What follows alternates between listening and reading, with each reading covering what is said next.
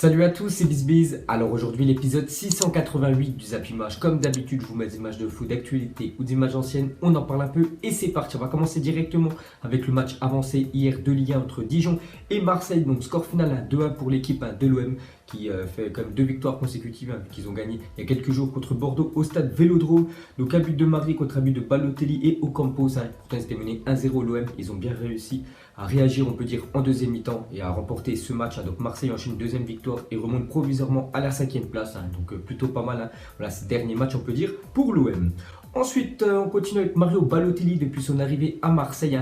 Donc, il a fait quand même 3 matchs et déjà 2 buts. N'oubliez pas que depuis le début de saison avec le GC Nice, il avait seulement fait une passe décisive et 0 but, je crois, en plus de 10 matchs. Alors qu'avec l'Olympique de Marseille, son nouveau club, a 3 matchs, 2 buts. Donc, ça annonce voilà, du bon, on peut dire, pour la fin de la saison. Ensuite, on va parler d'un autre attaquant de l'OM. Donc, lui, c'est beaucoup plus compliqué. Donc, c'est Valère Germain. Pourtant, hier, il est rentré en cours de jeu. Voilà, j'ai vu sa prestation. C'était plutôt pas mal quand même pour un joueur voilà, qui est rentré en cours de match.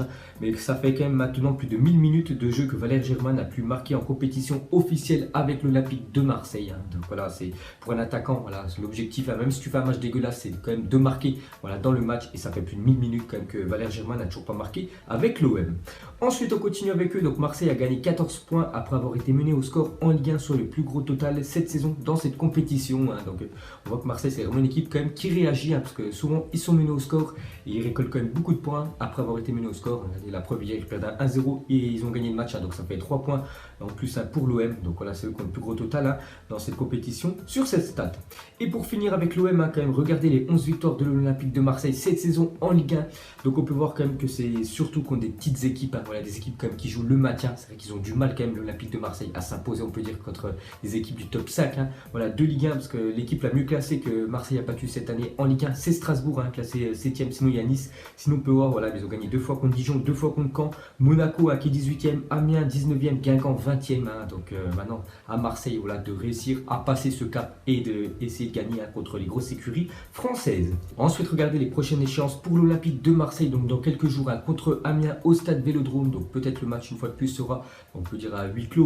Et après, ils vont commencer, on peut dire, une série de 4 matchs quand même contre des bonnes équipes de Ligue 1. Donc déjà un déplacement à Rennes, ensuite la réception de Saint-Etienne et Nice et après le déplacement au Paris Saint-Germain. Donc là, on verra vraiment est-ce que voilà, le nouveau Olympique de Marseille est guéri ou pas. Et pour finir avec Marseille, on peut voir que le domicile du président de l'Olympique de Marseille, Jacques-Henri Hérault, a été cambriolé cette nuit.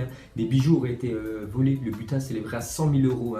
Donc je ne sais pas s'il était voilà, présent au stade de Dijon hier, mais voilà, sa maison s'est fait cambrioler et quand même plus de 100 000 euros de perte pour le président de l'OM. Ensuite, on va ouvrir la page Emiliano Sala, donc officiel. Le FC Nantes annonce que le numéro 9 est retiré en hommage à Emiliano Sala. Donc hier, on avait parlé, là c'était officiel maintenant qu'il était décédé. Son corps avait été repêché. On n'a toujours pas de nouvelles quand même du corps du pilote de l'avion. Donc on espère aussi qu'ils vont le retrouver. Donc pour revenir sur voilà, le FC Nantes et Emiliano Sala, le numéro 9. Donc maintenant, plus personne pourra le porter pendant X temps parce que voilà, ils vont le retirer parce que c'était l'ancien numéro de Sala. Ensuite, on continue avec le FC Nantes annonce que toutes les places restantes pour Nantes-Nîmes dimanche 15h seront au prix symbolique de 9 euros. Donc 9, le numéro de Salah, afin qu'un maximum de supporters puissent venir rendre un dernier hommage à Emiliano Sala, parce qu'il va y avoir encore un gros hommage demain voilà, au stade de la Beaujoire contre l'équipe de Nîmes. Et toutes les dernières places qui n'ont pas été vendues seront au prix de 9 euros. Donc voilà, s'il y a des Nantais qui veulent se déplacer au stade, allez-y. Et pour finir avec Salah, Nantes et son club où il devait signer Cardiff. Donc Cardiff pourrait se faire sanctionner d'une interdiction de recrutement par la FIFA en cas de non-paiement du transfert de Salah dans les 10 jours à venir. Donc son transfert c'était aux alentours des 17 millions d'euros. Donc Bordeaux qui touchera 50% de la transaction, parce qu'avant c'était un ancien joueur de Bordeaux quand il a été vendu du côté de Nantes. Voilà, il y avait un contrat voilà, que si après il était transféré de Nantes, enfin Bordeaux allait toucher 50%. Donc c'est pour ça que Bordeaux aussi intervient dedans. Aurait d'ores et déjà approché le FC Nantes pour récupérer son dû. Donc voilà ce qui se passe avec l'affaire Emiliano Sala. Ensuite on continue avec une autre tragédie qui a encore touché le football. Donc c'est au Brésil, donc au moins 10 personnes ont perdu la vie dans un incendie au centre d'entraînement de Flamengo, donc c'est le centre de formation, donc club de première division brésilienne. Donc 10 jeunes footballeurs ont perdu la vie dans un incendie. Donc c'est vrai que ces dernières semaines, il y a beaucoup de tragédies quand même qui touchent l'univers du foot. Ensuite, on va aller en Angleterre. Donc déjà, on va parler de Marcus Rashford. Donc hier, je vous ai montré une photo qu'il était élu meilleur joueur par les supporters de Manchester United sur le mois de janvier. Il est même élu meilleur joueur de Premier League sur le mois de janvier. On peut voir avec le trophée dans sa main gauche et sa carte POTM. Pour ceux qui font flûte, avec une magnifique carte en plus en buteur. Vraiment très belle carte de Marcus Rashford qui va coûter très cher. Ensuite, on continue avec Manchester. Donc officiel, Ole Gunnar Solskjaer est élu entraîneur du mois de janvier en Première Ligue. Donc une première depuis Sir Alex Ferguson. Donc vous savez, l'ancien entraîneur légendaire quand même de Manchester. Je crois qu'il avait resté plus de 20 ans au club. C'est lui qui avait eu ses dernières récompenses pour un entraîneur de Manchester United, d'être élu meilleur entraîneur du mois. Et voilà, quasiment 9 ans après, c'est Solskjaer qui a été meilleur entraîneur sur ce mois. Et il faut remonter à 2011 pour voir un entraîneur et un joueur de United gagner les 2 trophées de meilleur coach et meilleur joueur du mois en même temps. Donc c'était en 2011, on avait parlé avec Ferguson et Dimitar Berbatov. Ensuite les gars, on va parler de Cristiano Ronaldo. Donc Ronaldo, donc déjà il y a quelques jours, il avait fait le deuil de son beau-père. C'était simplement le père de sa copine qui était décédée. Il a encore appris une très mauvaise nouvelle à Cristiano Ronaldo. Donc la mère de CR7, donc Maria Dolores, donc 64 ans, serait atteinte d'un nouveau cancer du sein. Elle a récemment subi une opération et a déclaré qu'elle était en train de se battre pour la vie. Donc voilà, une très mauvaise nouvelle pour la maman de Cristiano Ronaldo. Donc elle avait déjà fait face à la maladie en 2007 suivant un lourd traitement et une chimiothérapie. À l'occasion, Cristiano Ronaldo avait au passage fait un don à 100 000 € à l'hôpital qui avait soigné sa mère, permettant d'ouvrir un centre médical dédié au cancer du sein. Donc maintenant, elle va devoir se rebattre contre ce cancer, donc en espérant bien sûr qu'elle surmonte cette épreuve. Et Ronaldo, je pense, qui est vraiment, on peut dire, triste, les jours qui vont suivre. Ensuite, l'Angleterre, l'Irlande, l'Écosse, le Pays de Galles et l'Irlande du Nord réfléchiraient à présenter une candidature commune pour la Coupe du Monde 2030. Donc, tout simplement, ce serait la Grande-Bretagne qui aimerait organiser la Coupe du Monde 2030, donc déjà 2022 au Qatar, 2026 je crois que c'est aux États-Unis, au Mexique et un peu au Canada, et 2030 on peut voir que tous ces pays aimeraient organiser cette Coupe du Monde. Ensuite, on va parler de Sergio Ramos, est sous la menace d'un match de suspension en cas de carton jaune dans les 3 compétitions que le Real Madrid dispute. Donc en Liga, si cet après-midi il prend un carton jaune contre l'Atlético, il sera suspendu pour le prochain match. En Coupe du Roi, la même chose, le match retour contre le Barça, s'il prend un jaune, il sera suspendu pour la finale, si bien sûr le Real se qualifie. Et en Ligue des Champions, s'il prend un jaune contre l'Ajax mercredi, il sera suspendu pour le match retour contre l'Ajax, donc il va devoir se tenir à carreau. Ramos. Ensuite, le maillot collector du Werder de Brême pour célébrer les 120 ans du club. Donc voilà, ce petit maillot collector, s'il y a des fans du Werder, donc très beau maillot peut-être, vous allez l'acheter. Ensuite, une déclaration de Thomas Tuchel, l'entraîneur du PSG, à quelques jours du choc contre Manchester. Il a dit: nous serons prêts pour Manchester si nous sommes solidaires. Je connais 10 joueurs qui joueront ce match. Donc il a déjà son équipe en tête, nous aussi. On voit à peu près les joueurs qui devraient jouer ce choc contre Manchester United mardi. Ensuite, direction Barcelone, on va parler de Messi, ne s'est pas entraîné aujourd'hui, il risque d'être forfait pour le match face à Bilbao, donc c'est le match demain. Donc déjà il y a quelques jours, il était entré en cours de jeu contre le Real Madrid, je pense qu'il a été blessé, parce que sinon il aurait été titulaire. Et demain, il ne prend pas de risque, le Valverde, l'entraîneur du Barça, il le laissera certainement au repos pour ce match, en préparant bien sûr le match de Ligue des Champions qui arrivera mardi prochain.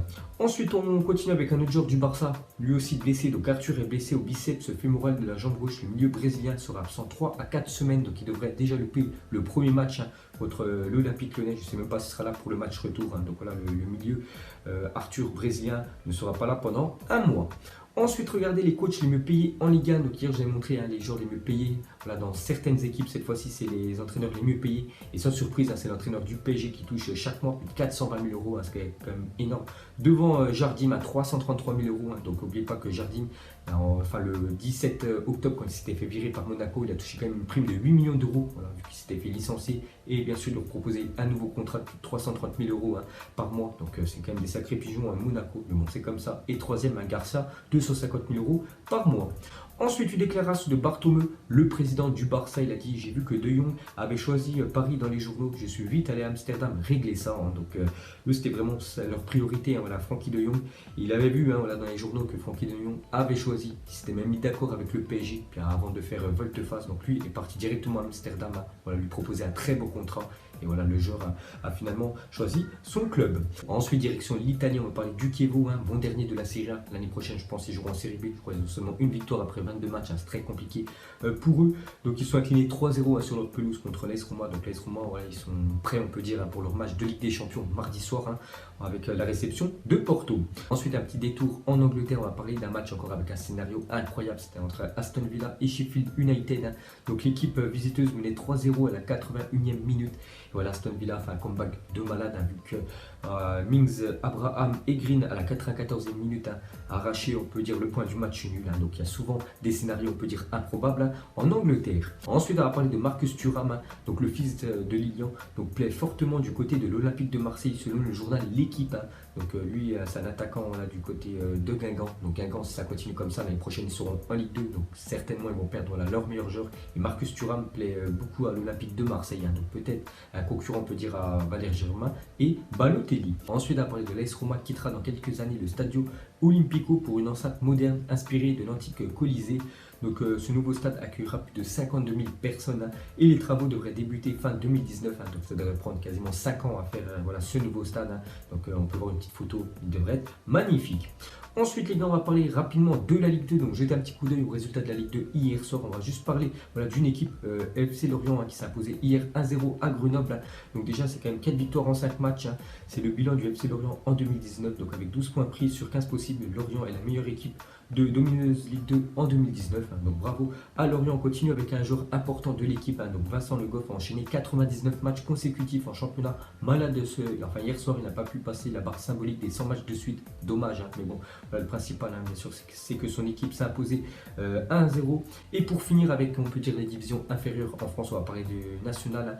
Donc hier, le championnat national, il y avait seulement 6 matchs. Il y a quand même eu 8 cartons rouges. On peut voir que les joueurs hier en national étaient plutôt, on peut dire, énervés. Et pour finir, regardez le calendrier à venir pour Chelsea. Donc déjà demain, redéplacement à Manchester City pour la première ligue. Donc demain, si s'incline, enfin Chelsea, c'est sûr qu'ils ne seront pas champions parce qu'ils peuvent encore prétendre à être champions. Si les autres devant font des mauvais résultats, eux gagnent tout jusqu'à la fin de l'année. Donc ça reste très compliqué.